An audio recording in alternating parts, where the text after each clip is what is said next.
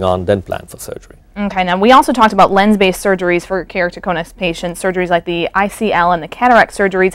Can you talk about those a little bit? Surely. Like we know the eyeball, and we've discussed this so many times before, keratoconus, the biggest issue here is the cornea is cone-shaped. But so in many cases, if the myopia, or these people are also very nearsighted because the cornea is so cone-shaped, you can correct that extreme nearsightedness, not by LASIK. Remember, LASIK you don't do on keratoconus because you don't want to cut a thin cornea. It will worsen the keratoconus. You can do advanced laser surgery, which we'll talk about later. So in patients like this, you can let the cone be where it is and correct their high nearsightedness by putting in an ICL, or what I call a lens augmentation procedure, where you can put in an artificial lens, it's like a contact lens permanently, on top of their natural lens inside the eye. And that corrects their high nearsightedness, which is a part of keratoconus, and they lead a very perfect life. Now, if in these cases you need further surgery, you can also do Intacs in the cornea for conus and put an ICL inside the eye. So here we are coming to our combination discussions. Let's stop for a minute.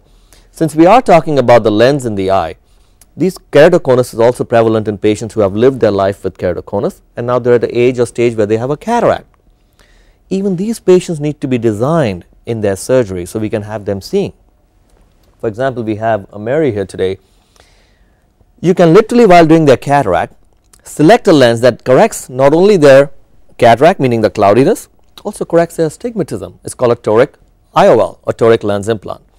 You can put this lens in these eyes and they actually see so well, and we can see that. So my point is, keratoconus at any stage, age of your life can be corrected as long as the surgery is designed, whether it's single or even staged or combined surgeries, to help you see with the best architecture you can, avoiding invasive surgeries like transplants and keeping them as a last resort. And you have some video of these surgeries? Yes, absolutely. We can have Mary come up as I put on the... Mary, why don't you come up and sit with us for a little bit? And with these surgeries now, how long of a surgery is this, for example? I mean, we talked about the other one, 7 to 10 minutes. What is this going to... This is like cataract surgery, Mary, so this was about 6 minutes. 6 minutes? Again, done with drops, numbing drops, and the patient's mildly sedated. It's like cataract surgery. The difference is you're planning it in such a way that you come out with excellent vision despite the cone.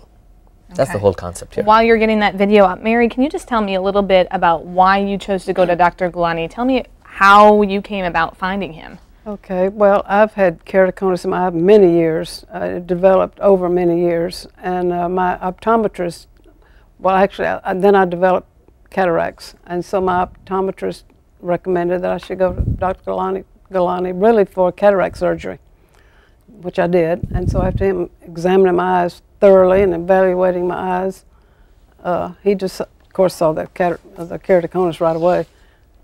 Decided to use an Intac. Not for you. For you, we did the intraocular surgery. I mean, toric. Toric lens. Toric lens. Yeah, that was. He decided to do the toric lenses on my eyes, so that's what I had, and cataract surgery. Wow, so you had a combined surgery. Now, what is this showing us? This is actually showing Mary's surgery in animation. So it's pretty much like a cataract surgery at this point. The difference is what I like to talk about all the time is how you can design each surgery for unique cases. So this is removing the cataract using high-speed ultrasound. And you can see the cataract disappearing with that simple pencil-like instrument which we go in through without a big incision. And that's the lens being delivered in her eye, done with drops. But the lens is uniquely designed and powered to correct her vision and the astigmatism. Mary, did it hurt? Oh, no, not at all. Nothing. I mean, nothing. Immediately after it was over and we were driving home, I could see well. So you could see immediately? Immediately.